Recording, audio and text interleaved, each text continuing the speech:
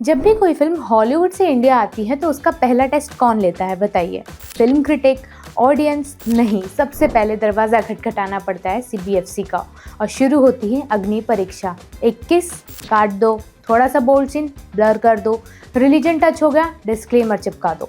लेकिन असली plot twist तो तब आता है जब सीबीएफसी बॉलीवुड को देखता है। Item songs, double meaning lyrics, मासी वॉयलेंस, फिर एक डायलॉग सुनाई पड़ता है, चलता है। यानी एक तरफ हॉलीवुड के लिए संस्कारी चाचा और दूसरी तरफ बॉलीवुड के लिए बिंदास अंकल। आज हम बात करेंगे सीबीएफसी के डबल स्टैंडर्ड जो सिर्फ फिल्मों को काट नहीं रहा बल्कि समहाउ ऑडियंस के कंटेंट कंज्यूमिंग को भी ब्लॉक कर रहा है। हाय, मैं हूं अनु और आप देख रहे हैं बजर बट्टू एंटरटेनमेंट पर मास्टर शॉट। हर फिल्म जो भारत के थिएटर्स में रिलीज होती है उसे सबसे पहले देना पड़ता है सीबीएफसी का इम्तिहान। सीबीएफसी यानी central board of film certification, जो 1952 के सिनेमेटोग्राफ एक्ट के तहत काम करता है। कागजों में तो इसका रोल बड़ा सिंपल है, हर फिल्म को देखना और 4 कैटेगरीज में सर्टिफिकेट देना। यू यानी यूनिवर्सल, यूए यानी पेरेंटल गाइडेंस, ए यानी अडल्ट और आता है एक एस जिसमें स्पेशल ऑडियंस को दिखाई जाती है फिल्में बस। यू यानी यूनिवर्सल, मतलब ये फिल्म हर उम्र के दर्शकों के लिए सुरक्षित होती है। इसमें ना तो ज़्यादा वॉयलेंस होता है, ना ही सेक्सुअल कंटेंट और ना ही अब्यूजिव लैंग्वेज का ज़्यादा इस्तेमाल। इसमें किस तरह की फिल्में आती हैं? Family friendly, comedy, light drama या मोटिवेशनल फिल्म। जैसे कि एग्जाम्पल के लिए बॉलीवुड की फिल्म तारे Zameen Par, Chhota Bheem and the curse of Damyaan जो 2012 में आई थी। हॉलीवुड की फिल्म फाइंडिंग नेमो, कुंग फू पांडा, ये सब लाइट ड्रामा और फैमिली फिल्म थी। दूसरा होता है यूए, पेरेंटल गाइडेंस। ये फिल्म 12 साल से कम की उम्र के बच्चों के लिए थोड़ी सी सेंसिटिव हो सकती है। हल्की हिंसा, हल्का रोमांस, हल्के इमोशनल थीम्स हो सकते हैं। इसमें किस तरह की फिल्में आती हैं? थ्रिलर, एडवेंचर या लाइट एक्शन वाली मूवीज। एग्जाम्पल के लिए जंगल बुक जो 2016 में आई थी, कोई मिल गया। वहीं हॉलीवुड की फिल्मों में आता है स्पाइडरमैन, नो वे होम, हैरी पॉटर की पूरी सीरीज। इन सीरीज को पेरेंटल गाइडेंस के साथ देखा जा सकता है। तीसरा होता है अडल्ट्स। ये फिल्म सिर्फ अडल्ट्स के लिए होती है। इसमें intense violence, abusive language, sexual content, drugs या डार्क साइकोलॉजिकल थीम्स हो सकते हैं। इसके अंतर्गत किस तरह की फिल्में आती हैं? क्राइम, साइकोलॉजिकल, थ्रिलर, हॉरर या अडल्ट कॉमेडीज़।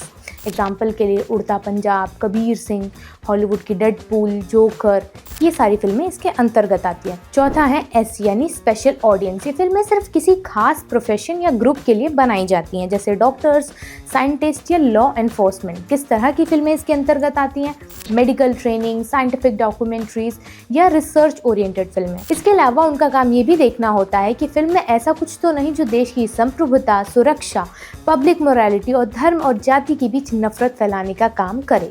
इसके लिए कुछ कमेटी भी काम करती हैं। एक होती है एग्जामिनिंग कमेटी। अगर फिल्म शॉर्ट है तो एक एडवाइजरी पैनल सदस्य और एक एग्जामिनिंग ऑफिसर, जिसमें कम से कम एक महिला होती है, मिलकर समीक्षा करते हैं। फीचर लेंथ फिल्म के लिए 4 एडवाइजरी पैनल सदस्य प्लस एक एग्जामिनिंग ऑफिसर, जिसमें कम से कम 2 महिलाएं शामिल होती हैं।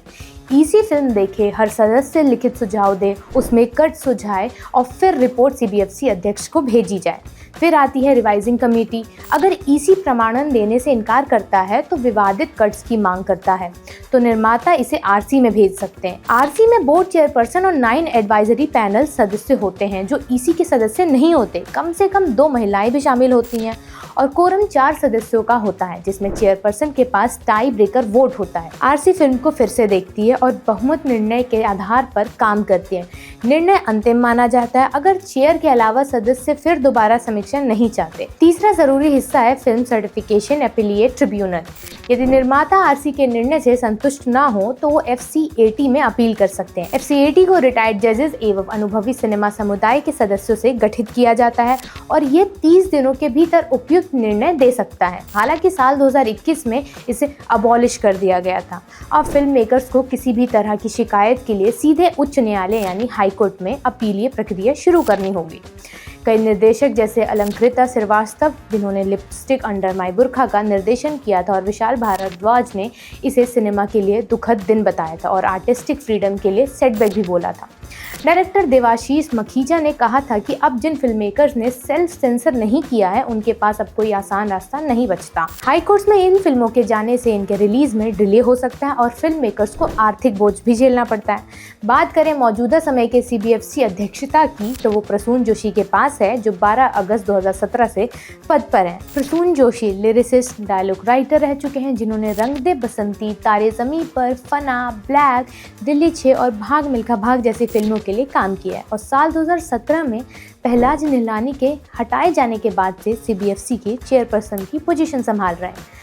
आगे आपको पहलाज निहलानी के कई फेमस किस्सों के बारे में भी बताएंगे जो कई महीनों तक हेडलाइन में रहे थे। पर पहले आप ये जान लीजिए कि बोर्ड में कुल 23 सदस्य होते हैं जो केंद्र सरकार द्वारा नियुक्त किए जाते हैं। इनके 9 क्षेत्रीय कार्यालय यानी रीजनल ऑफिस होते हैं। मुंबई, दिल्ली, कोलकाता, चेन्नई, हैदराबाद, बैंगलोर, गुवाहाटी, कटक, त्रिवंदनपुरम जैसे, जो विभिन्न भाषाओं और सांस्कृतिक संदर्भों का प्रतिनिधित्व करते हैं। यानी ऑफिशियली ये सिर्फ क्लासिफिकेशन बोर्ड है, लेकिन प्रैक्टिकली सीबीएफसी बन जाता है संस्कारी सेंसर बोर्ड। कभी कट्स की बारिश, कभी सर्टिफिकेशन डिनाई, यहीं से शुरू होती है हर फिल्म की असली जंग। और जब बात आती है विदेशी फिल्मों की तो सेंसर बोर्ड का रुख और भी ज़्यादा सख्त हो जाता है। नहीं, ये मैं नहीं, डेटा कह रहा है। बताती हूँ आगे, पहले ये देखिए। मीनवाइल हाल ही में रिलीज हुई सुपरमैन मूवी में किसेस जरा लंबे थे। सीबीएफसी को लगा ये पब्लिक के लिए ज़्यादा सेंशुअल है और कैंची चला दी जाती है। क्या कहते हैं इसे? खैर, जाने दीजिए। ये कोई पहली बार थोड़ी है जब सेंसर बोर्ड ने संस्कारों का सिलेक्टिव हवाला देते हुए कई काट छाट की हो। साल 2023 में आई ओपेनहाइमर तो आपको याद ही होगी। फिल्म को भारत में रिलीज करने से पहले कई सारे कट्स लगाए गए थे। एक इंटीमेट सीन जहां भगवत गीता की लाइंस पढ़ी जाती हैं, पब्लिक आउटरीच होता है और farmer information broadcasting minister Anurag Thakur CBFC से सो कॉल्ड विवादित सीन का क्लैरिफिकेशन मांगते हैं। वहीं दूसरी तरफ फिल्म मेकर्स उस सीन में सीजीआई की मदद से ब्लैक ड्रेस को लगा देते हैं, मिडिल ईस्ट और इंडिया के लिए, यानी सेल्फ सेंसरशिप का परफेक्ट एग्जाम्पल। हाल ही में रिलीज हुई ब्रैड पिट की फिल्म F1 भी आपको याद ही होगी। इस फिल्म में सीबीएफसी ने एक इमोजी को डिजिटली बदलकर दूसरे इमोजी को दिखाने का आदेश दिया। आप में से कई लोग इस इमोजी के बारे में समझ ही रहे होंगे। कुछ ने इसे लॉजिकल इनकंसिस्टेंसी बताया, क्योंकि हिंसा, गालियां, ये ऑब्जेक्टिफिकेशन हो सकता है पर इमोजी तक तो नहीं। Thunderbolts, Wolf of Wall Street और डेडपुल जैसे कई एग्जाम्पल्स हैं जो सीबीएफसी के डबल स्टैंडर्ड्स को दिखाते हैं। बॉलीवुड में वॉयलेंस, सेक्सिज्म, आइटम सॉन्ग्स चलता है भाई। हॉलीवुड में 5 सेकंड की किस, भारत की संस्कृति खतरे में है। और जैसे ही बात आती है रिलीजन और नेशनलिज्म की, CBFC hyper reactive mode on हो जाता है। सीन कंट्रोवर्शियल है, सेंसुअल है, रिजल्ट सेंसरशिप की कैंची। मगर बात यहाँ सिर्फ हॉलीवुड फिल्मों तक सीमित नहीं है। चलिए मान लीजिए सीबीएफसी हॉलीवुड से आने वाली फिल्मों की काट छाट करता भी है, मगर अपनी इंडियन फिल्मों को कौन सा बख्शता है? सेंसर बोर्ड ने जाने कितनी ही बार इंडियन फिल्मों की रिलीज में दखलंदाजी की है। जी हाँ, कभी 94 कट्स की मांग, कभी लेडी ओरिएंटेड का ठप्पा, तो कभी पूरा नाम बदलवाने की नौबत। और यही नहीं, कभी राजनीति का दबाव, कभी धर्म के नाम पर विवाद, कभी मोरल वैल्यूज की चिंता। सीबीएफसी ने हर दौर में भारतीय फिल्मों के साथ अपना संस्कारी स्वैग दिखाया है। हाल ही में फिल्म संतोष, जिसने ऑस्कर की नॉमिनेशन में जगह बनाई, जो इंडिया की बेस्ड स्टोरी थी, को भारत में ही रिलीज नहीं होने दिया गया। यहाँ से तो आप खुद सोचिए, काट छाट का ये सिलसिला कई सालों से चला आ रहा है। 1996 में आई फिल्म फायर में 2 महिलाओं के बीच समलैंगिक संबंध दिखाए गए थे। क्या हुआ था? शुरुआत में विरोध और बैन, बाद में कट के साथ रिलीज। इसी तरह साल 2004 में आई ब्लैक फ्राइडे के साथ हुआ, जिसका निर्देशन अनुराग कश्यप ने किया था। फिल्म 1993 बॉम्ब ब्लास्ट पर आधारित थी। सीबीएफसी ने विवाद उठाते हुए रिलीज को 3 साल तक रोका। बाद में मार्च 2007 में बॉम्बे हाई कोर्ट ने रिलीज की मंजूरी दी। इसके बाद उड़ता पंजाब 2016 में जो आई थी, फिल्म के लिए सीबीएफसी की लिस्ट में जबरदस्त 94 कट्स थे। टाइटल से पंजाब हटाने से लेकर शहरों के नाम, डायलॉग्स जैसी कई चीजें हटाने की मांग की गई, लेकिन बॉम्बे हाई कोर्ट ने कहा सीबीएफसी का काम सर्टिफाई करना है, सेंसर करना नहीं, और सिर्फ एक टॉमी सिंह से जुड़े सीन को कट करने को कहा।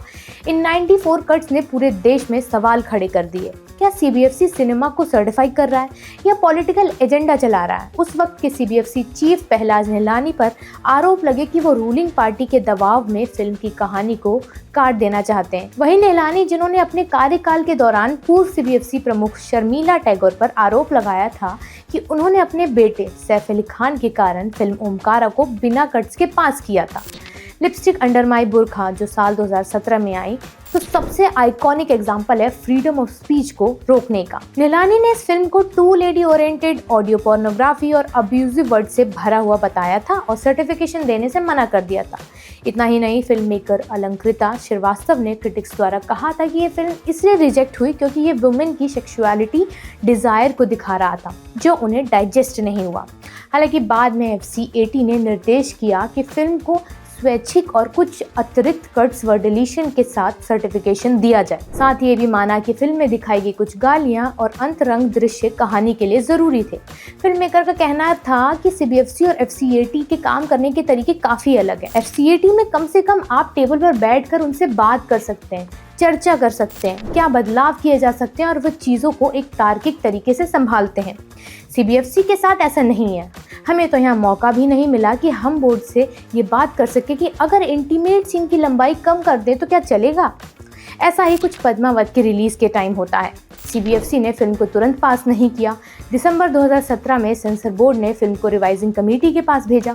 CBFC की मांगे थी कि नाम बदलकर पद्मावत किया जाए ताकि फिल्म ऐतिहासिक नहीं बल्कि काव्य पर आधारित लगे। इसके बाद 5 मॉडिफिकेशन हुए। पहला था टाइटल चेंज, पद्मावती से पद्मावत, घूमर सॉन्ग में राजपूत रानियों का ट्रेडिशनल अटायर दिखाना, 26 सेकंड का डिस्क्लेमर जोड़ना, फिल्म में ऐतिहासिक तथ्य नहीं है, सती ग्लोरिफिकेशन के सभी सीन को हटाना, कुछ जगहों पर विजुअल और ऑडियो एडिट्स भी किए गए थे। हालांकि इसके बाद कई राज्यों में जैसे राजस्थान, गुजरात, हरियाणा, MP ने मूवी पर बैन लगा दिया था। सुप्रीम कोर्ट ने 18 जनवरी 2018 को कहा, लॉ एंड ऑर्डर मेंटेन करना राज्यों का काम है, फिल्म को बैन करना नहीं। सुप्रीम कोर्ट ने फिल्म के रिलीज की अनुमति दी और राज्यों के बैन को खारिज किया। तो आपको अब समझ आ ही रहा होगा कि डबल स्टैंडर्ड हॉलीवुड की ही नहीं बल्कि बॉलीवुड की कई फिल्मों के लिए भी होते हैं। हाल ही में सुपरमैन में CBFC ने 33 सेकंड की किसिंग सीन और एक फिंगर जेस्चर को कट किया, जबकि हाउसफुल 5 जिसमें खुली ऑब्जेक्टिफिकेशन मिसोजिनी थी बिना कट्स US सर्टिफिकेट में रिलीज हुई। इससे एक जागरूक नागरिक के तौर पर हर किसी के मन में सवाल उठता है कि हर फिल्म को रिलीज करने और बैन करने के मापदंड इतने अलग क्यों हैं? सेंसर बोर्ड के कुछ ब्लाइंड स्पॉट्स भी हैं। CBFC अक्सर वॉयलेंस हैवी भारतीय फिल्मों को U सर्टिफाइड कर देती है जो हिंसा, सेक्सिस्ट जोक, स्टॉकिंग आदि को दिखाती है, जबकि कंसेंशुअल किस पर वो कट मांगता है।